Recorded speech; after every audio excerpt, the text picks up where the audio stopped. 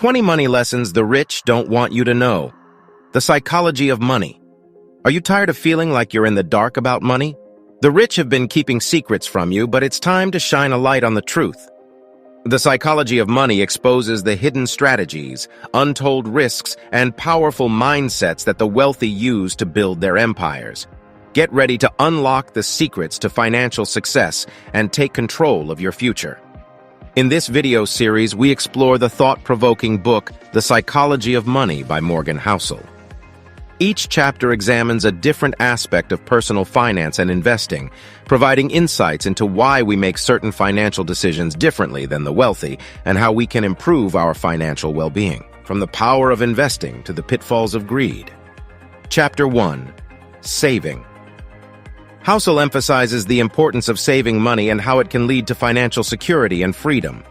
Ronald Reed, a janitor who worked a minimum wage job for most of his life but managed to amass an $8 million fortune by the time of his death. How did he do it? By consistently saving and investing his money over a long period of time. Reed was known for his frugality and lived a simple life, yet he was able to accumulate wealth through regular saving and investing. This example illustrates how saving money can lead to financial security and freedom, even on a modest income. Chapter 2. Reasonable, more than rational. Housel explains with a story in the 17th century, tulip bulbs became so popular in the Netherlands that their prices skyrocketed to absurd levels. People were buying and selling tulip bulbs for prices that exceeded the value of their homes. This was an irrational behavior, but it was also a reasonable one because people were caught up in the excitement of the moment and wanted to participate in a profitable trend.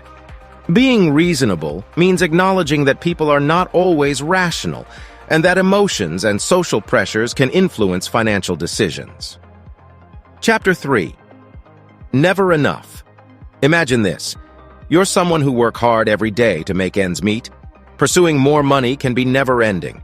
It can lead to a lot of stress and anxiety. If you're always focused on making more money, you may neglect other important areas of your life, such as your relationships or health. No matter how much you make, there will always be someone who makes more. If you're always comparing yourself to others and trying to keep up with the Joneses, you'll never find contentment with what you have. So how do you break free from this cycle of always wanting more?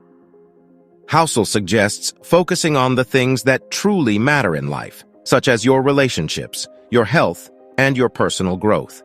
By prioritizing these areas, you may find that you're actually happier and more fulfilled than when you were solely focused on making more money. Chapter 4. Confounding Compounding. Compounding interest is a powerful tool for growing wealth, but it can also be confusing and deceptive. In this chapter, Housel explains how compounding works and provides examples of how it can benefit or harm investors. Do you know how small, consistent gains can add up over time to become significant? A practical example of this can be seen in retirement savings. If you consistently save a small percentage of your income over several decades, the amount you save can grow significantly due to the power of compounding interest. For instance, if you save $300,000 in savings, this is the power of compounding, and it highlights the importance of starting to save for retirement early and consistently. Consistency is key. Chapter 5. Getting wealthy versus staying wealthy. It's one thing to accumulate wealth, but it's another thing to maintain it. This chapter explores the challenges of staying wealthy and how to avoid common pitfalls. Do you know how challenging it is to stay wealthy when you're wealthy? It is often overlooked in favor of getting wealthy.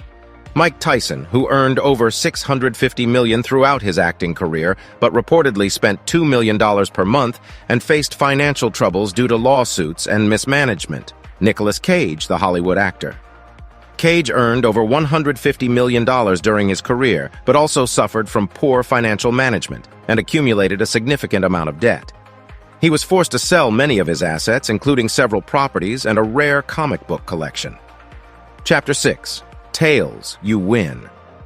Housel argues that many financial outcomes are determined by rare and unpredictable events, also known as tails. Housel suggests that the key to financial success is not just managing risk, but also preparing for unexpected events. One practical example of this is investing in Amazon early. Those who took a risk on the tech giant in its early stages have seen tremendous returns on their investment.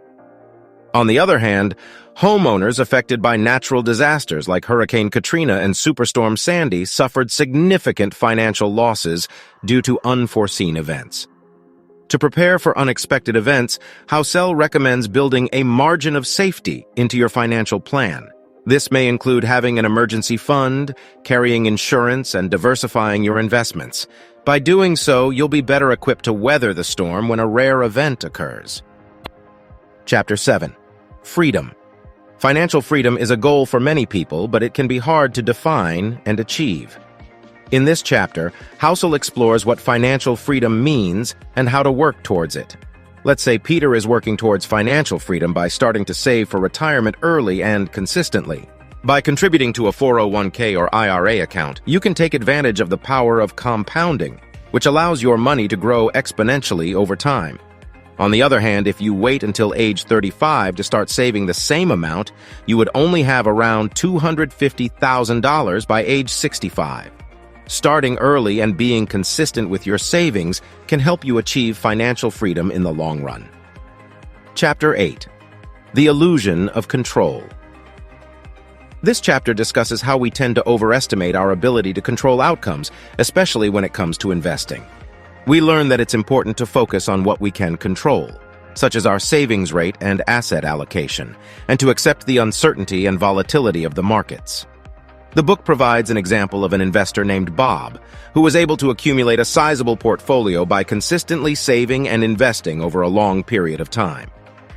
Bob recognized that he couldn't control the market, so he focused on what he could control: his own behavior. He set a high savings rate, diversified his investments across different asset classes, and stayed disciplined, even when the markets were volatile. As a result, Bob was able to achieve his financial goals and retire comfortably. This example illustrates the power of focusing on what we can control and accepting the uncertainty. Chapter 9. The Seduction of Pessimism. In this chapter, the book provides a vivid example of a man named Jack. Jack, who, during the 2008 financial crisis, sold all of his stocks in a panic after watching the news. However, another investor named Bob, who had a more balanced perspective, recognized that the stock market would eventually recover and continued to invest consistently. As a result, Jack missed out on the market's eventual rebound and lost out on significant gains, while Bob was able to achieve his financial goals through consistent saving and investing. This example perfectly highlights the importance of avoiding making decisions based solely on fear and anxiety, and instead maintaining a balanced perspective when it comes to our financial lives. Chapter 10. Luck and Risk. Are you taking too much risk with your investments or not enough? In this chapter, the author tells the story of an investor named Ronald Reed, who amassed a fortune of $8 million through a simple buy-and-hold strategy of individual stocks. Ronald was not a financial expert, but he had a long-term approach to investing, and he managed to balance his risk and reward over time. He also had a healthy skepticism of financial advisors, preferring to make his own investment decisions. Ronald's story demonstrates the importance of balancing risk and reward, having a long-term approach, and being skeptical of financial advice. Chapter 11. The Paradox of Skill. In this chapter, we learn that as more people become skilled at investing, it becomes harder to outperform the market. In this chapter, we learn that as more people become skilled at investing, it becomes harder to outperform the market. According to the psychology of money, one vivid example of this is the rise of passive investing.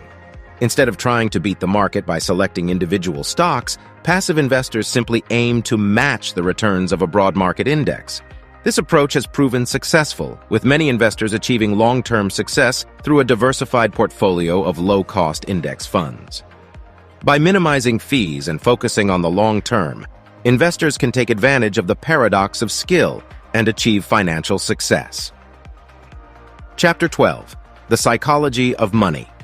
This chapter provides an overview of the various cognitive biases that can impact our financial decisions, such as loss aversion, confirmation bias, and recency bias. I was personally intrigued by the story of investor Walter Schloss. Schloss focused on what he could control, which was buying undervalued stocks and holding them for the long term. He avoided the noise and hype of the market and didn't let his emotions dictate his investment decisions.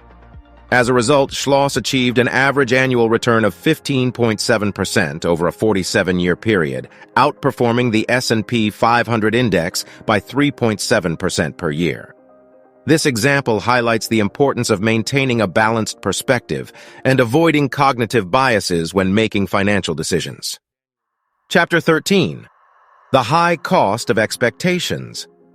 Let's say you invest in a stock that has been performing well for months, and you expect it to continue to rise in value. However, the company unexpectedly announces a major scandal, causing the stock to plummet.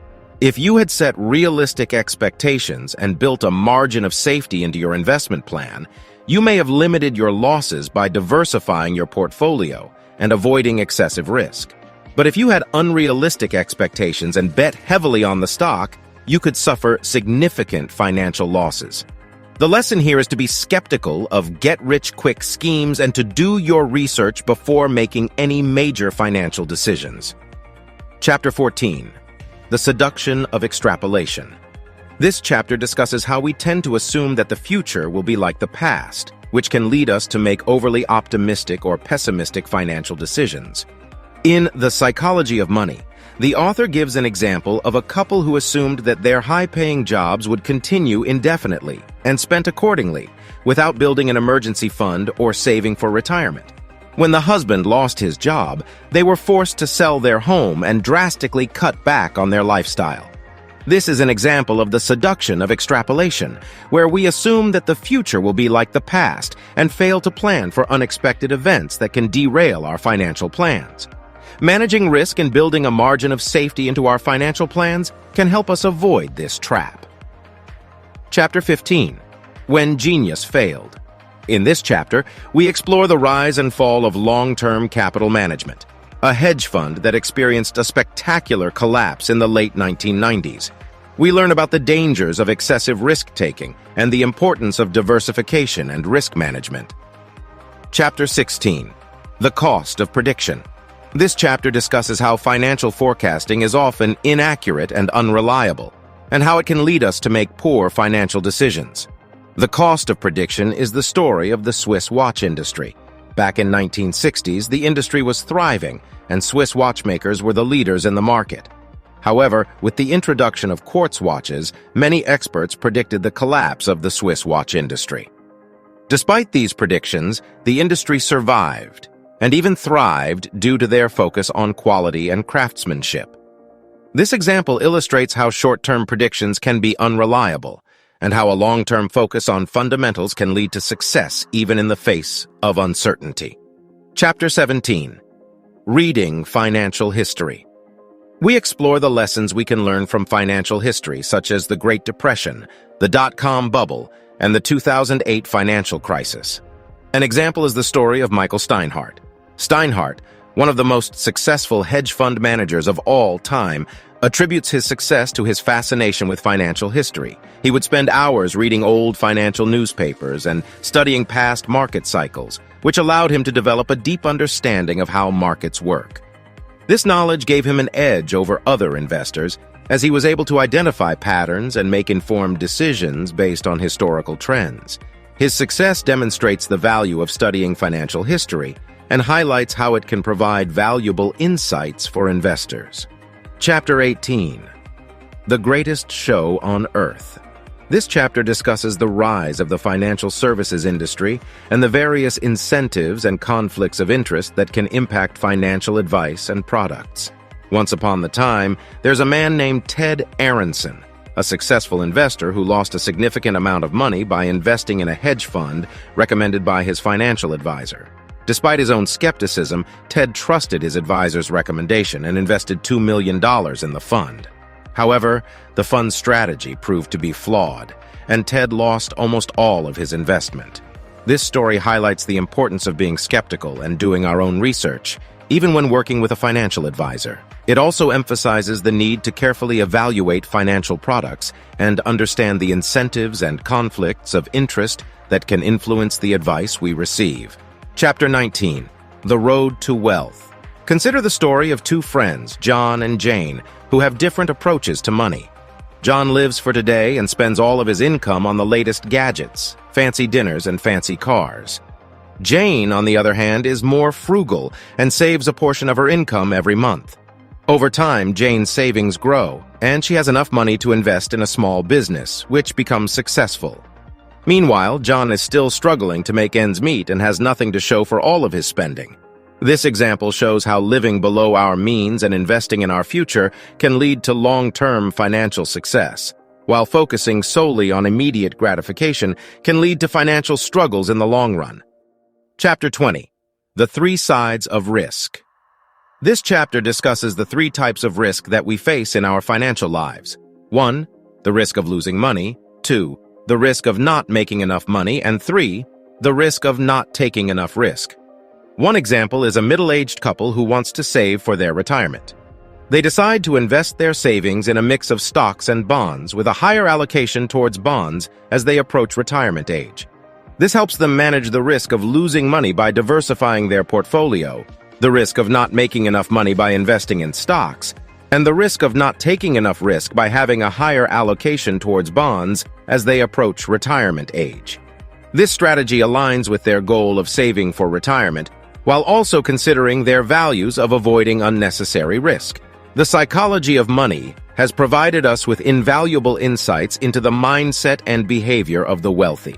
We've learned that wealth isn't just about money, but about the ability to make wise decisions.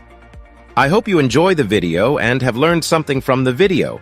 Please give it a like and subscribe to the channel and turn on the notification bell and leave your comments. Thank you for watching.